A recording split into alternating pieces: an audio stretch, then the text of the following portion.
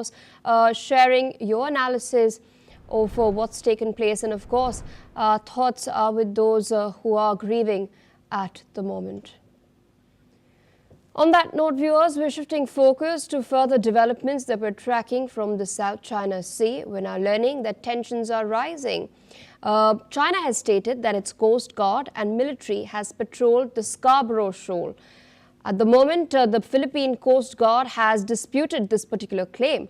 Now, local media reports that Beijing says the patrols aim to safeguard China's sovereignty and maritime rights. However, Philippine officials say that Chinese ships had ignored radio challenges from Philippine vessels. Now, Scarborough Shoal lies within the Philippines' exclusive economic zone, that is within 200 nautical miles from its territory. But China has laid claim to it. Beijing has also planned to set up a nature reserve over there, raising fears of further militarization. In fact, former Supreme Court Justice Antonio Carpeo has stated that this mirrors China's actions on Fiery Cross and Mischief Reefs, as well as the Subi Reef. He has warned that the nature reserve could be used to justify monitoring and also build up military presence. China, we all know, does not recognize the 2016 Hague Tribunal ruling, which invalidates its claims upon the area. This is, of course, under the UN clause. This is the latest that we are tracking on the broadcast. Interestingly, these patrols have come after joint tripartite drills between the United States and Japan and Philippines that were held just last week. The USS Nimitz aircraft carrier had led those particular drills that had taken place. We do know that China has, in a way, responded to the muscle flexing led by the US, Japan and Philippines through these particular patrols. What's interesting is that the Philippine embassy in Beijing has not released any sort of statement with regards to these developments. There was a request for comment, but there was no response made as far as that is concerned. Earlier, of course, there were about 9 warships, patrol cutters by the 3 countries, US, Japan and Philippines. This is, of course, we know the Scarborough Shoal has been a disputed maritime feature. It's been a flashpoint of tensions, especially between Beijing and Philippine forces. I did mention that there was a ruling back in 2016 by the Court of Arbitration at The Hague, which did not recognize China's claims under the UN clause. But as of now, we do know that Chinese vessels have now patrolled this particular area. As far as previous week's drills are concerned by the US, Japan and Philippines, we've learned that it's a 2-day joint patrol and exercises that were carried out. The aircraft carrier of the US, the USS Nimitz, had led the fleet. Its destroyers, USS Wayne Mayer, USS Gridley, USS Lena Sutcliffe Higbee, were all joined by Japanese destroyer JS Akebono and the Philippine Navy flagship BRP Jose Rizal, as well as a frigate BRP Antonio Luna. There were also Philippine Coast Guard cutters that were involved. With us on the broadcast is Dr. Satoru Nagao, fellow at the Hudson Institute, joining us from Tokyo. Thank you so much for taking our time and speaking to us on NewsX World. We're, of course, tracking the latest patrols that have been made by Chinese ships around the Scarborough Shoal. I've just informed our viewers that this follows the tripartite drills that were held between the United States, Japan and Philippines last week itself. Do you think what China is doing, the muscle flexing that it's engaging in at the moment, is sort of a response to the drills that were held earlier? Indeed, China want to build the artificial island in Scarborough Shoal, and this is very strong desire. Because without the Scarborough Shoal, China's plan to build a fortress in the South China Sea will not become complete. Because you can see in the map, there is 2 places China has already built the artificial island, which is a Paracel Island and Spratly Island. Yes. But this looks like one line, and so each fortress is isolated. But if China established a fortress in the Scarborough Shoal, they can create a 3-point, like a triangle, and deploy the forces from these islands. They can create something, the sacred place of the triangle. This is the area of the fortress, and China can deploy anything within this triangle as a sacred place safely.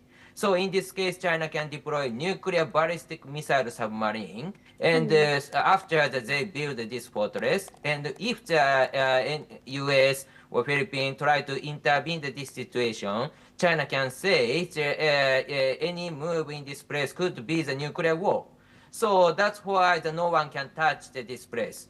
But without the Scarborough Shoal, this fortress is not complete, just one line and isolated fortress. So this means that all of the artificial island is nearly meaningless. So that's why they have the strong desire to build the artificial island Scarborough Shoal. But without pushing out the Philippines intervention or U.S. intervention in Scarborough Shoal, they cannot build artificial islands. That's why they try to patrol again and again, try to hide the construction material side of Scarborough Shoal, and try to build artificial island within the short period. That is planned repeatedly they try to do.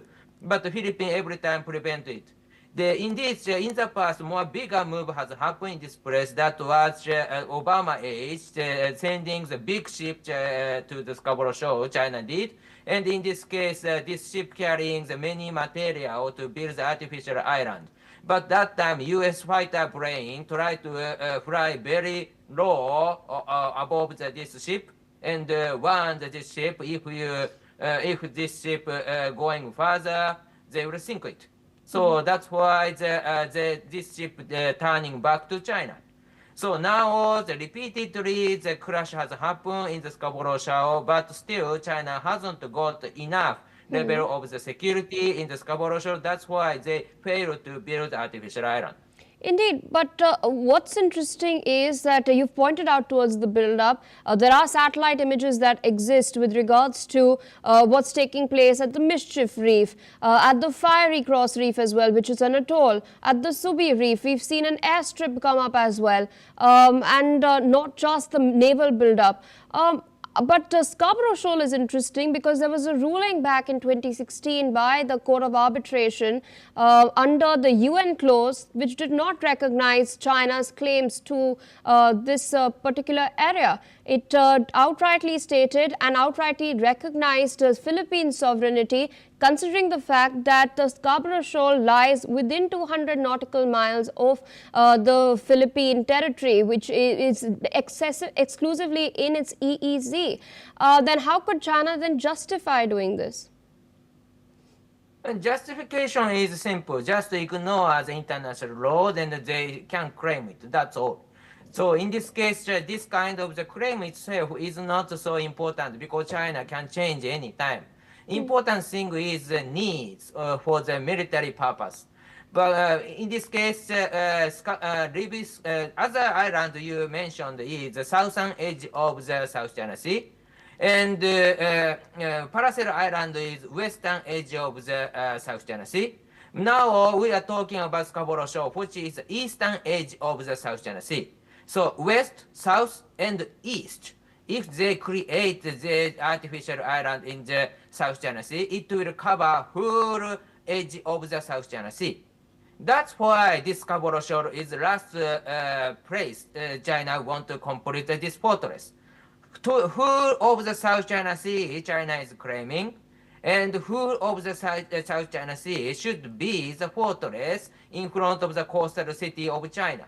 So that's why they try to take it. But without the east edge of the South China Sea, which is the Scarborough Shoal, China cannot build a fortress in the South China Sea. Only western edge, only southern edge is not a fortress to defend China from the South China Sea. So that's why they try to build the eastern edge, try to build the artificial island in the eastern edge, which is the Scarborough Shoal. All right, sir, requesting you to stay on with us as we're tracking some further developments, this time from Taiwan. We're now learning that Taiwan plans to acquire Israeli takeover technology as part of a counter-drone network. This has sparked a debate over its use and the island's security strategy. Now, the country is looking to keep pace with the rapidly evolving threat posed by unmanned vehicles. The system, which is separate from military programs, aims to protect critical infrastructure such as airports and power plants. It includes technology that can jam, spoof, and even seize control of drones, landing them safely using hacking methods. The government-owned National Chung-Shan Institute of Science and Technology has already outlined the necessary specifications for this particular system. Still with us on the broadcast is Dr. Satoru Nagao. Interesting development, Taiwan looking at integrating the drone seizure capabilities to enhance the defensive civilian infrastructure. It plans to keep this particular program separate from its military infrastructure. How effective, in your assessment, would this be in countering the asymmetric threat, especially from China?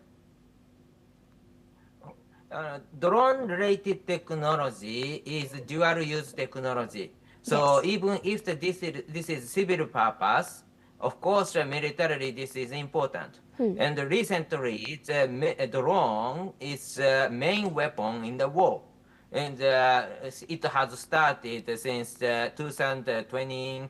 Azerbaijan and Armenia, now Russia and Ukraine. Every time drone is very cheap and useful precision missiles against enemy.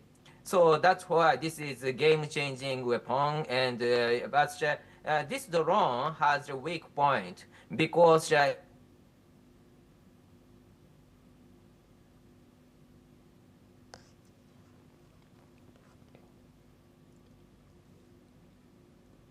All right, I will try to get Dr. Nagao back into the broadcast, but of course, this is a very crucial plan. This is Israeli takeover technology that Taiwan plans to integrate into its civil defense system. Remember, this is going to be separate from the military infrastructure that Taiwan has. But as Dr. Nagao was pointing out, of course, drones are dual-use technology. We've seen the sort of hybrid warfare increase, particularly in the Russia-Ukraine war and the Armenia-Azerbaijan conflict as well. Unmanned aerial vehicles are increasingly being used. Taiwan, of course, has concerns as far as its national security is concerned. There are analysts that have been pointing out that due to China's increasing frequency of patrolling of the incursions into the median line, Taiwan must bolster up its defenses. But of course, at the moment, the National Chung-Shan Institute of Science and Technology, Taiwan's top weapons developer, has stated that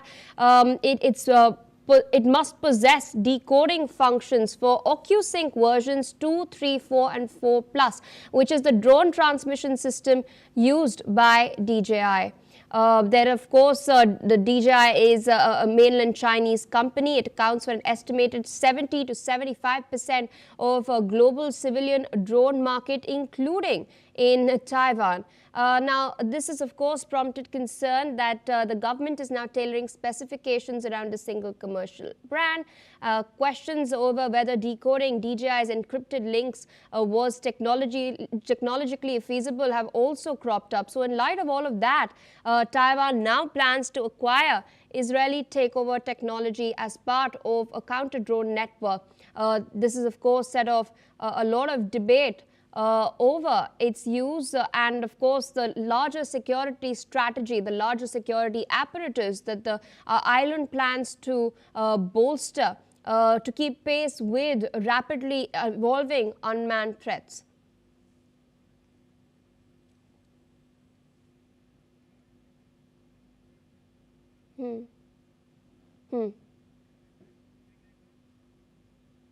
Shifting focus to further updates, China's burgeoning private space sector has received a major boost with the establishment of a dedicated government body, signaling Beijing's strong commitment to supporting and managing the industry's rapid growth. The China National Space Administration, that's the CNSA, has recently announced the formation of the Commercial Space Department, which will serve as the specialized regulator for all commercial space activities. This new office is a significant step towards fostering the sector's high-quality development and benefiting the entire supply chain. China's commercial space industry has seen historic expansion driven by government policies, technological advances, and growing market demand, with over 600 private space-related enterprises currently operating. Alongside this, the CNSA has unveiled an action plan for promoting the high-quality and safe development of commercial space, aiming to integrate the sector into China's broader national space strategy. By 2027, the country aims to create a more coordinated and efficient commercial space ecosystem, strengthening safety in research and manufacturing, and further support its ambition to become a powerful space nation. Now, the developments, North Korean President Kim Jong-un has highlighted the Air Force's role in exercising nuclear war deterrence as he celebrated the North Korean Air Force's 80th anniversary along with his daughter. North Korea has launched mass production of small, short-range, first-person view drones as well as larger, medium-range battlefield attack drones. Meanwhile, Kim Jong-un has stated that the country's expectations for the Air Force, which will play a role in the exercise of nuclear war deterrence, are truly great. He's also stated that the Air Force should resolutely repulse and control all sorts of espionage acts and possible military provocations. He's added that it would be given new strategic assets without elaborating on what exactly these constitute.